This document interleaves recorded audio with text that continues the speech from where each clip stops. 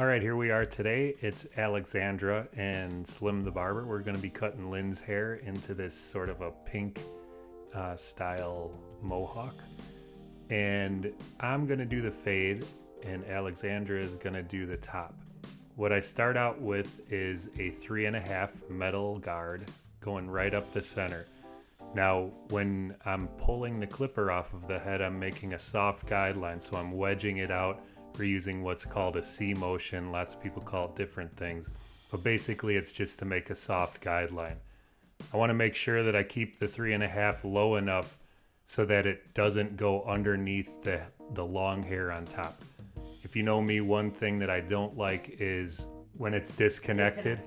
Yeah, when it's disconnected, and if it's long in the back over the cowlick and it's buzzed underneath that long hair that lays over the lower portion. I don't like the way that looks in the back because the cowlick is a thin part of people's hair in terms of density just because it usually sticks straight out.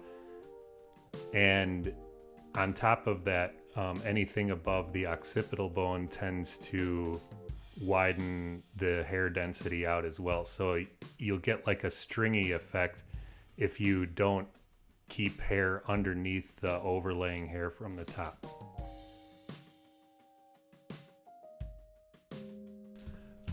Now I'm on the sides and I'm still using the number 3.5, and as you can see, I'm still trying to make a soft guideline. So as Lynn's head goes away from me, my clipper still goes straight up. So the C motion is actually kind of backwards or upside down, where her head actually curves away from my clipper stroke, but my clipper stroke is straight.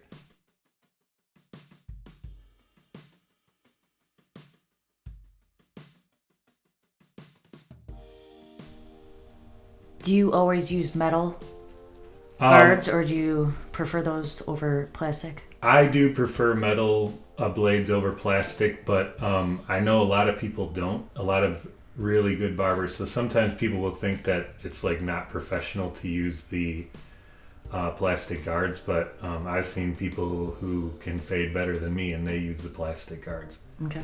I like the metal ones because it takes fewer strokes to get finished with any portion of the head. Mm-hmm. The plastic guards for me tend to leave little lines where the guard is, and the metal ones you don't really have to keep going over it to get rid of those lines. Huh. The disadvantage to using metal guards is that with plastic guards usually you have that taper lever on the side of your clipper. Mm-hmm.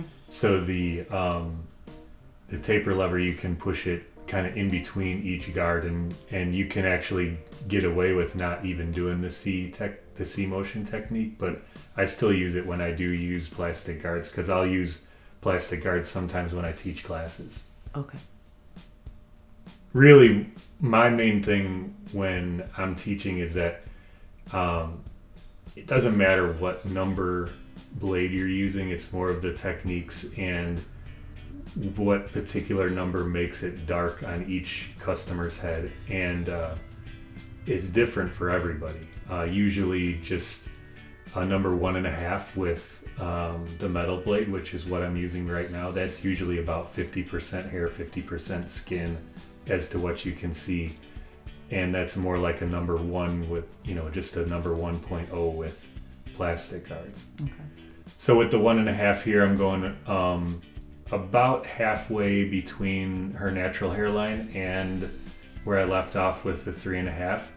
And as you can see, I'm still doing the C motion to make sure that I have a soft guideline going into that next step. And you'll notice, like, as I get into the kind of the divots that are kind of right behind customers' ears, or Lynn's ears in this case, where their head kind of goes in, and in certain spots where she might have thin or thick spots, I'm using just the corner of the blade. So I'm using maybe 3 teeth. Right there is where I'm using about 3 teeth. And then I'm going number 1.5 right along her hairline on the side there, but just above it, she's got a little bit of a thin patch. So I leave that at the 3.5, and then you'll see it again when we come around on this side, because it's on both sides. So you can see like that one little dark patch right there. That's where I'm going to try to get just the corner and dig that out real good. But if it doesn't come out with the 1.5, then I'll go to the next lowest blade and try to lighten up that spot. See, so right here, I'm trying to use the 1.5 just along her hairline without getting into that to that little thin patch that's right next to her temple. Because the 3.5 in that thin patch is as light as the 1.5 is in the darker spots. Does that make sense? Yes. Well, you did good because I've never noticed while cutting her hair that she had those spots before until now. Well, let's not give her a complex. Lynn, if you're watching this, everybody has thin and thick spots. I always tell people like the back of my head looks like the skin on a Shar-Pei. So I got real dark spots where the crevices are, and then where the fat rolls kind of puff up. It's real light, and it's a very big challenge to cut my hair. I have a huge occipital bone, so if I had her hair, it would be a big bump back there. Right now, I switched clippers. I'm using the adjustable blade clipper, and I have it fully closed, which means the teeth are right next to each other. If I move that lever so the teeth are further apart from each other, I would be calling it open. So it's closed, and this is the only time that I'm going to make a guideline that isn't soft. This is a hard guideline, and I just go around and I'm dropping the fade in the back to make sure that she still has that shape and that darkness underneath the hair coming down from the top over her occipital. I like to start out in the middle of the back on all my cuts to make sure that I'm making it as symmetrical as possible. So I go center to left, center to right, and then back and forth. And now I'm watching this, and I'm hoping that I actually do that in this video, because sometimes I don't follow my own rules. I do the same thing while cutting. Starting in the back? Mm-hmm. Yeah. All right, so when I'm doing a drop fade, I will push the fade fairly far behind the ears and then drop it down at an angle. I don't keep it like 1 inch away from the hairline in every spot. And you'll notice that when I'm doing the very front, I actually try not to make it like it's a perfect circle, but the front of it is going to be a little bit higher and a little bit more exaggerated towards the temple because of the temple point coming out. So you'll notice it almost looks like it's leaning forward. Does that sound right? All right, so you see it's almost like a straight line forward towards what would be her thin spot on the top. And that's probably the most challenging part while I'm cutting Lynn's hair, is to keep that drop in the right direction while also maintaining the darkness right above where the fade is. So I have to do the fade on her in like from bald to dark, or from bald to a number 3.5 in about 1/4 inch, and that's the most challenging part to her. It looks challenging.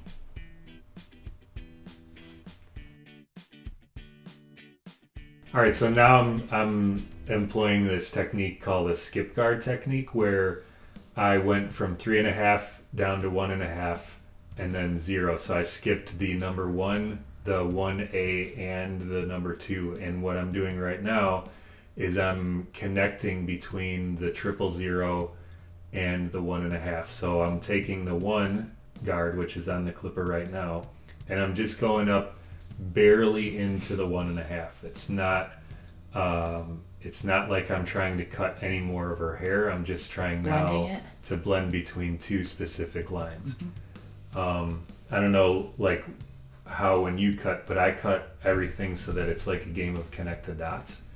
And even when I'm cutting the top of somebody's hair, I'll have 2 real guide points, which is usually the crown and the front.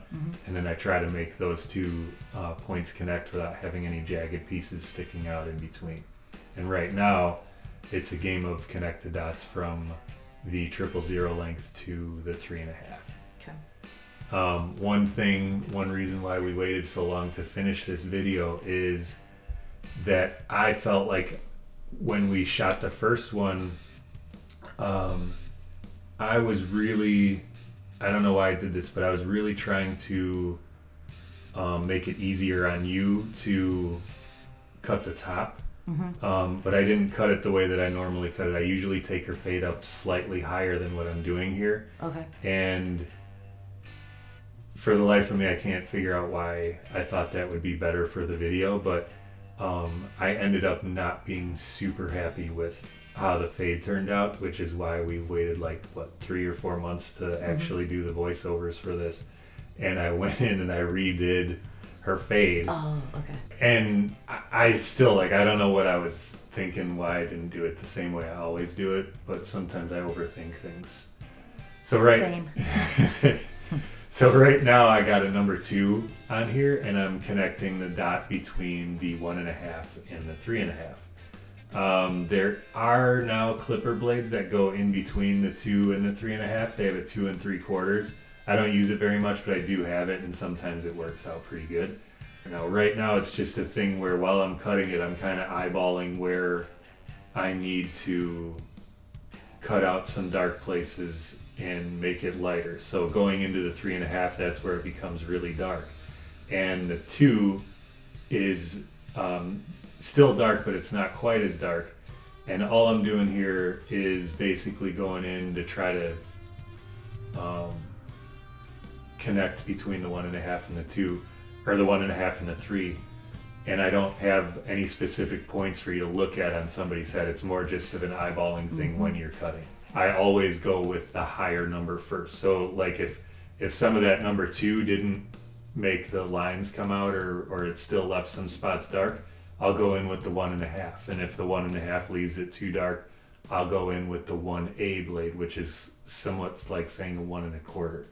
And so on, I'll just keep going down and getting closer to the head to try to take out those dark spots.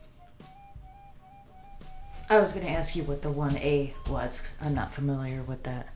So the biggest aha moment that I've ever had cutting hair was I use mirrors when I'm cutting, and I always look back at the mirror to see. Now, when I'm cutting these in the videos, I have a monitor that I'm watching while I'm cutting to see instead of using the mirror, because sometimes the mirror looks a little different than what the camera shows.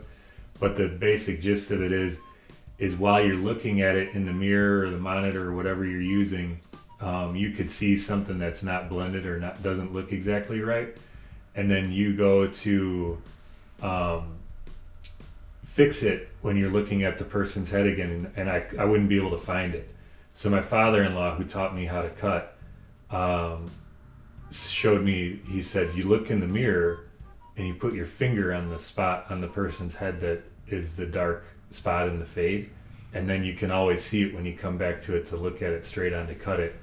And I thought, oh my God, that is genius, but it's so easy to think that I didn't think about it until he said something. Wow.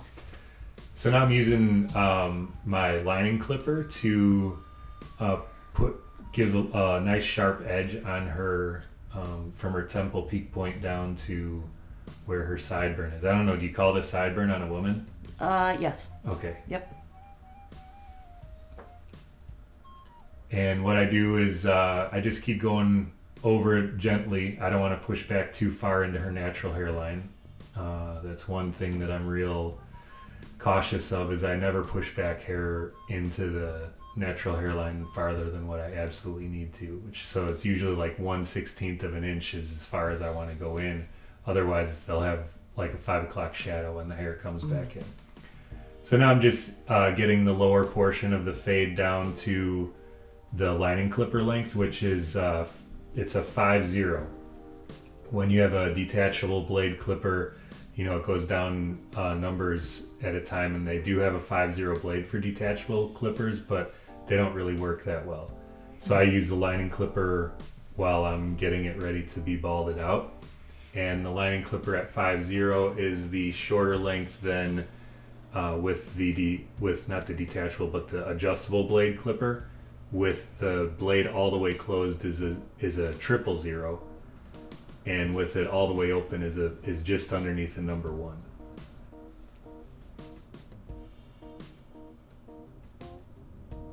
So one thing that I've learned since the COVID guidelines is we're not allowed to use neck dusters anymore. And we started using these microfiber. Microfiber, yes. So microfiber towels. No, I said Oh my God, that's a game changer right there. Microfiber towels work better than neck dusters. The hair just kind of sticks to it. It's right static. to it. Yeah. I was just yelling at Adam today for never using a dryer sheet when we dry our capes. Well, that's a nightmare. Because the capes are always stuck together. And but he does our laundry most of the time because he's the workhorse of the whole shop. And every time I'm pulling these capes apart, and it's like, dude, they stick together. I got shocked on both my nipples today by the cape, and I'm like, can you please use the dryer sheets? All right, so now I'm trying to blend in between the 5-0 to the 000 to the number 1, and right around the sideburn, I use just a few teeth. You can see that I don't want to take out her whole sideburn. I want to keep that little line going down dark enough for you to see it, but I also want to make it blend into that little line. Now you can really see where I left off, right next to her temple, where right above that you can see that there is that little thin spot, even though I didn't even cut that as short as the spot lower to that. Right. And basically the whole time that I'm doing with drop fades, because it's a curved line, I use the corner of the blade almost the entire time while I'm blending out that last line. What I do is I hold the blade open. Well, I don't have to hold it open. I just put it open, and then I go up into the fade, and then as it if it doesn't cut anything, then I drop the lever down a little bit closer to the head so it becomes more and more closed as I'm cutting. And I kind of do it on the fly. If you're not very experienced with it, you can just leave it open and do all the parts open and then start to close it gradually as you complete the fade.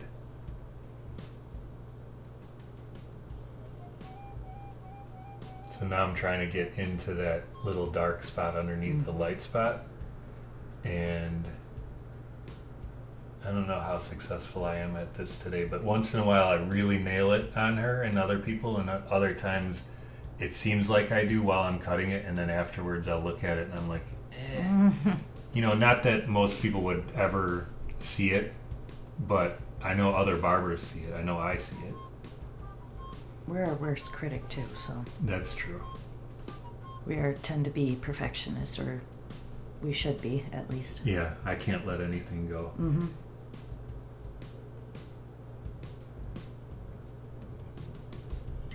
So it's just more of the same here.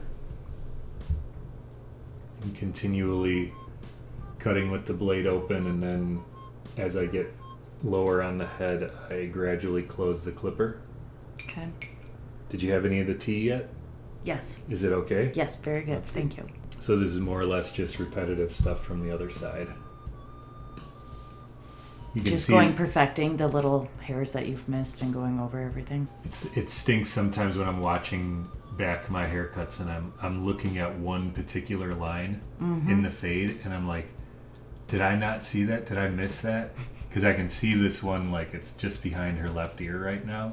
Kind of a half inch below where the long hair is. And I'm just sitting here watching this for the first time, praying that I see that in person and get it. But I'm looking at it from a different angle than I was while I was cutting it, so that might look faded from where my head is in the barbershop. Well, and lighting always plays a huge role in things also. Yeah. Color too. It's hard. Oh yeah, for sure, color. I can't imagine, like, I know that there are salons will try to get like professional lighting people in there to make sure that it's the closest to, it'll show the color in the absolute perfect way. But it's not fair, because then they go home and they don't have that lighting, so it's completely different everywhere you look. Exactly. Every mirror, it's never the same. Yeah. Oh man, now I can see that line even more. So maybe this is where I was unhappy with it. I'm not sure. Okay. But the funny thing is, like, I know that I did watch tiny clips of this before we started doing this tonight. And the fade wasn't as bad as I remembered it. Now, typically, how long do you book for this? I book Lynn at 45? a half an hour. Half hour? Once in a while it takes me longer. Once in a while it takes me 15 minutes. It's just sometimes I'm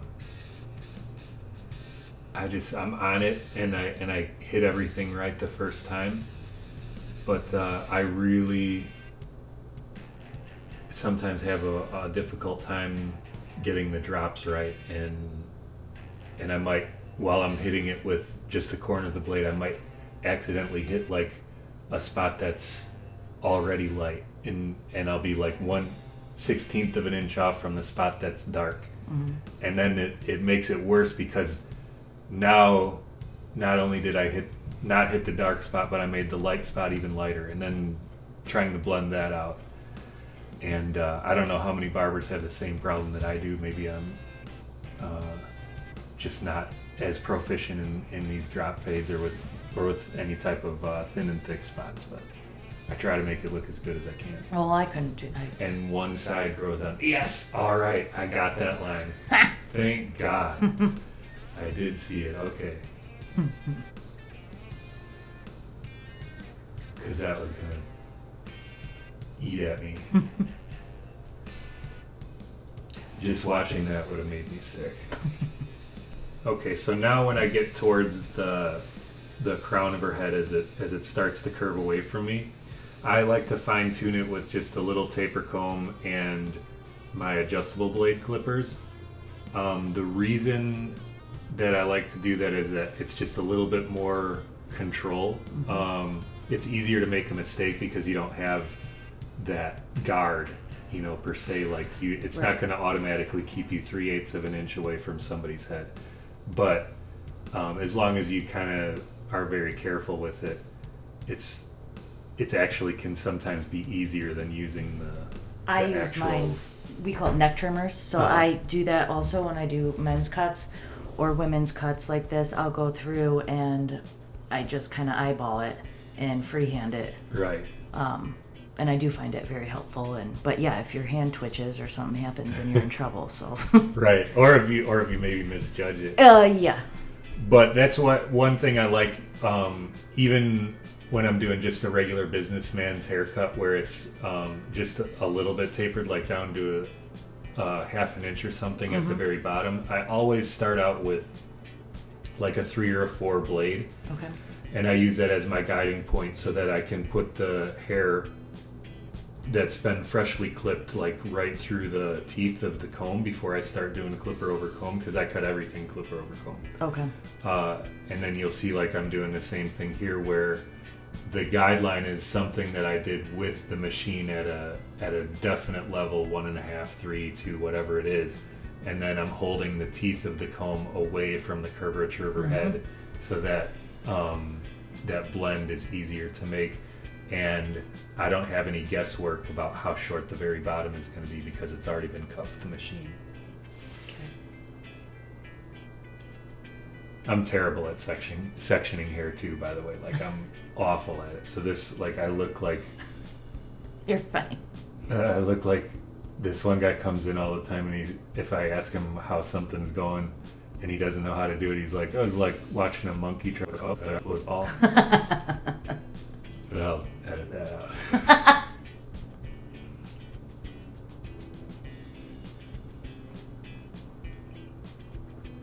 All right, so now from this angle, you can really see that the spine of the comb as I'm cutting is closer to the scalp than the teeth, even though the comb looks like it's angled back. Yeah, definitely. But her head is actually curving away from it at a greater angle than what the comb is facing back. Okay. If it were on a flat portion of the head, I'd have it, the comb definitely, the teeth sticking out towards myself and the spine of the comb right on her skin. See, like now I'm watching this and that side of the fade looks pretty good. This side could use a little bit of help.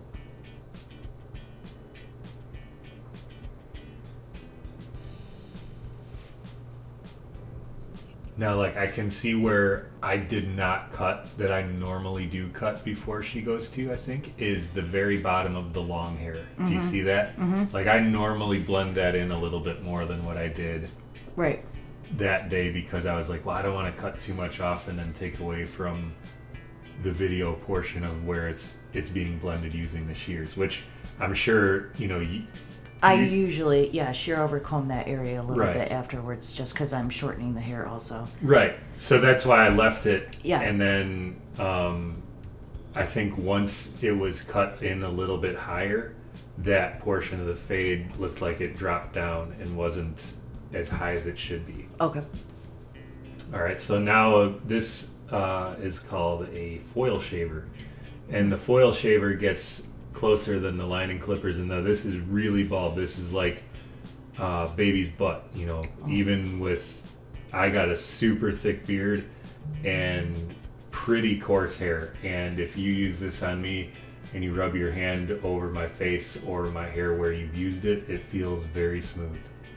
Now, as you when you blend with these, because you do need to blend between the balding and the foil shaver and the lining clipper, you can just adjust the pressure that you're using to push down and the direction of the blade. So if you hold it at a light pressure, obviously it's not going to cut as much, and if you go with the grain of somebody's hair, then it won't cut as much either. So you can blend by going down and then coming up, and I still use the C motion.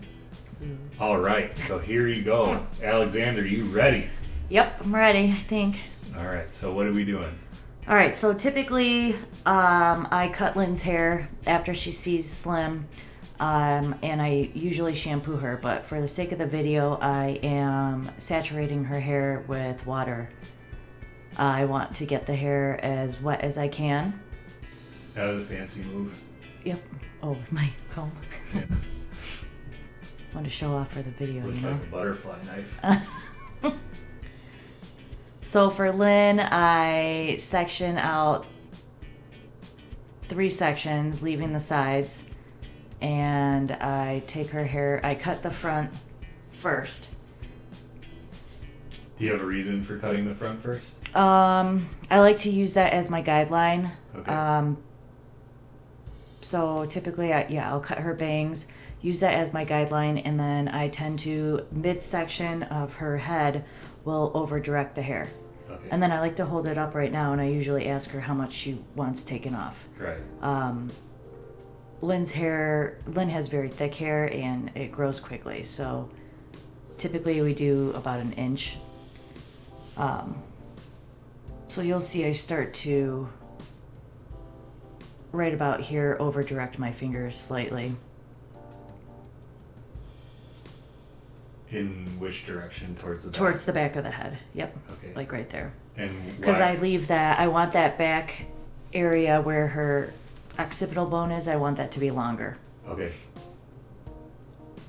So if I pulled it straight up, it would be shorter. So over directing gives it the length back there. Sure. And then I'm just taking my other section and connecting it to the midsection that I just cut. I like to keep her sides longer. So I'm just kind of eyeballing right now, but I still am using my guide, but... Yeah, I can see that. Yeah. And for the sake of the video, I'm trying to part and section so everyone can see. So when you leave the sides longer, why do you leave the sides longer? So we know for how she likes to have her hair, more like a pompadour, everything slicked back. They blend better being longer. Sure.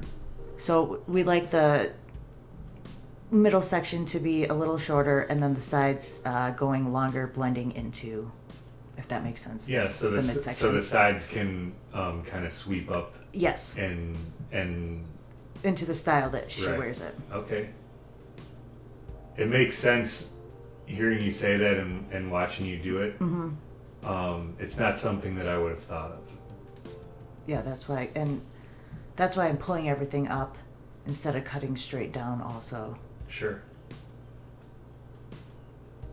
And with her hair a lot, I am eyeballing everything. So I comb it back. Mm-hmm. I also do a lot of dry cutting with Lynn's hair too, and take out weight since her hair is so thick. Right. And then do you always cut the hair wet while you're making the kind of, this is what I normally refer to as like the shaping Yes. of the haircut, and you do that wet? Yes. I do all my haircuts wet, and then I always do dry cutting. Yeah. I need to see the finished product and just do some fine tuning, I guess you would call it. Absolutely. At the end. Yeah, I'm never confident enough to just leave somebody with wet hair. Me neither. I always think that, wet hair and product can hide mistakes. It can. And also, I take out weight when her hair is dry. Right. And not wet, because that's where you can create holes in people's hair. And you can feel the section that needs more taking out when it's dry.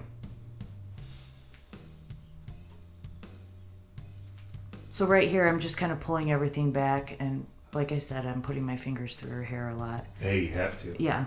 Because you can feel it, like how long the hair is when you pull your fingers through. And sometimes, if I miss a section, I can tell by that. Right. And I always go through and check once I'm done my sides. And this is what I'm doing. I'm just kind of checking everything right now and making sure that I don't have any mountains, as I call them, in there. Sure.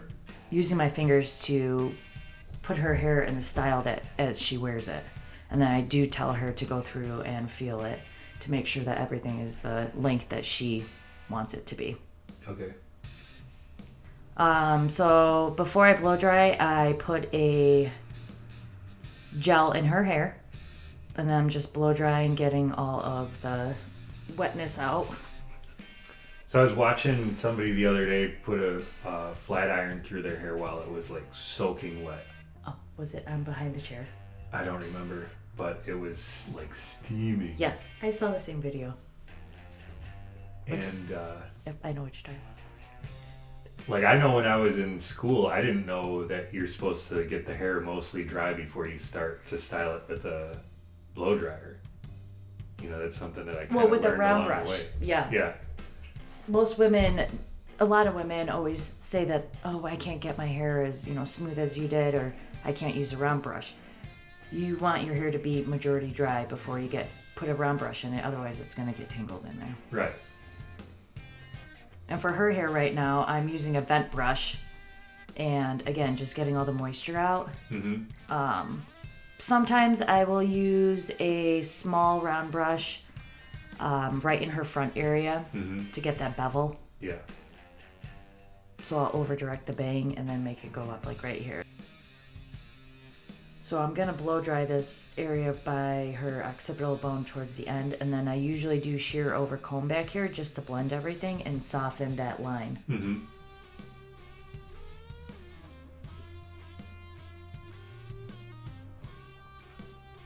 So it's just blow drying everything in place, and then I will go through and use my texturizing shears and take out some weight. Because you can't tell in this video, but just putting your hands through her hair dry, your fingers get stuck in it. That's how thick it is. Mm-hmm. And it's a good hairdo or hairstyle for her, someone with that amount of thickness to have.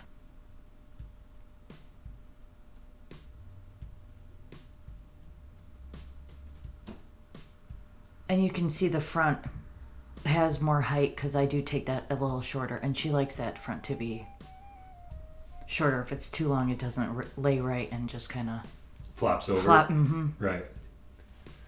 When the really, really big pompadours were hot for guys like 10 years ago, that was always the most challenging thing to decide how short to go in the front, because they wanted it super long, like high. And a lot of them could style hair far better than I could, and just trying for me to style it and then cut it to a length that I thought would be right. Mm-hmm.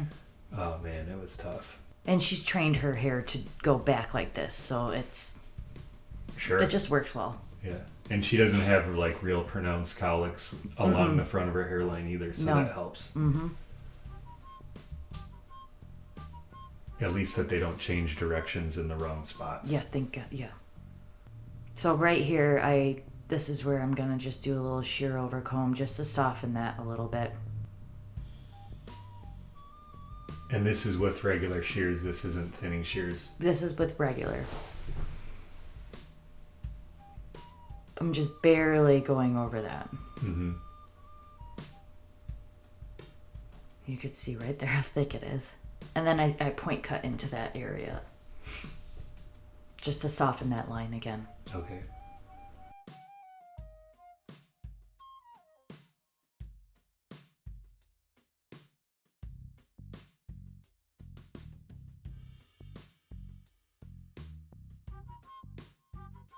And this is going to be all underneath the top, but it just helps give that shaping for this haircut and make it lay nicely. Does having the back cut a little bit shorter than this give her like a little bit more bounce? Yes. To that back portion. Oh yeah, now you can see it. Yeah.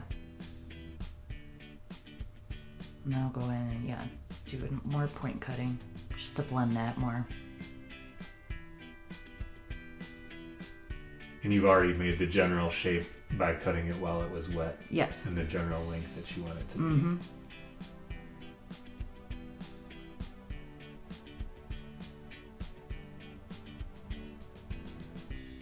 I've noticed too that the way that you're sectioning it and the way that you're cutting it, it's like you're doing you're almost cross-checking it as you go. Mm-hmm.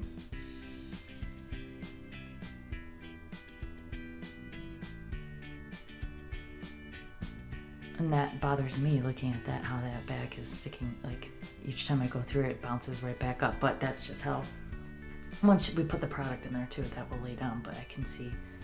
Right. And I know that sometimes when if I blow dry somebody's hair and I'm trying to get it to go in a certain direction and then it gets stuck like that. Exactly.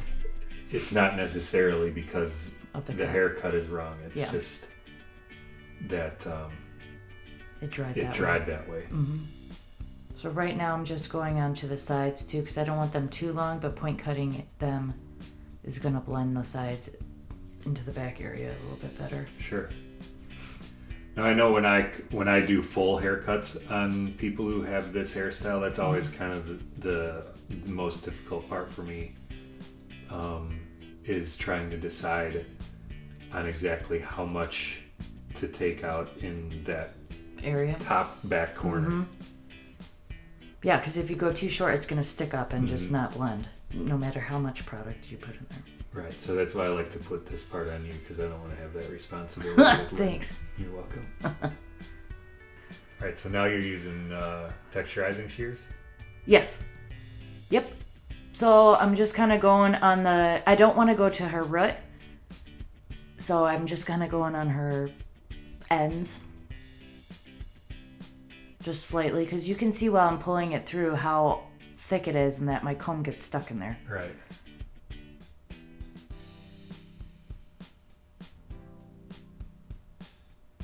So I'm just going back and just blow drying it again to get all the little fine hairs out of there, and to create that style before I put the styling product in it.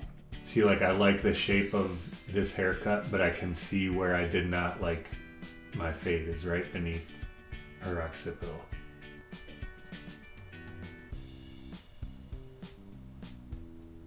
Right now I'm putting in a pomade. People are going to ask what a matte pomade. It's what did I think I used? I don't know what hers is. I either used the Aveda for men. Matte pomade, grooming clay, which I use the matte because it's a dry finish. It won't give any gloss to her hair. Right. I usually use a matte finish on everybody. I think the glossy ones just make it look too greasy. Yeah. And you can do more, what's the word I'm looking for? I don't know, finishing touches with the matte finish and more PC looks with the matte. And then I typically will hairspray afterwards also. And I'm using our Lasting Impression Line finishing spray. Ooh, maybe I'll have to get some of that. Mm-hmm. It works really good. We send it to people when they move. Yeah. That's how much they like it. Yeah. All right. It's a stronghold. I think one thing that for doing men's haircuts, the matte finish is a little bit more in style right now. Mm-hmm. Whereas for a long time it was, the wet finish pomades. Mm-hmm. And some of the wet finish pomades are, they're really wet. They really look greasy. Mm-hmm. And the thing that people don't realize is that when you put something like that in your hair that gives it a wet look, if your hair is thinning, it makes it look thinner. Yeah. Mm-hmm. Than if you use a dry finish product. You can see through the hair, and you don't want that. Ta-da. Ta-da. It looks really good. Yep. Very good job. Thank you. You too. Thank you. I did not like the way that the fade ended up in the back around Lynn's occipital bone. I felt the fade was a little bit too harsh going from light to dark. The dark part of the fade was a little bit too low, but seeing as the haircut was already finished, I didn't want to change the shape of it, and I used a technique that I don't normally use. I used thinning shears and went shear over comb to lighten up the dark area without changing the shape of the actual cut. I think it turned out pretty well considering I don't normally use these tools.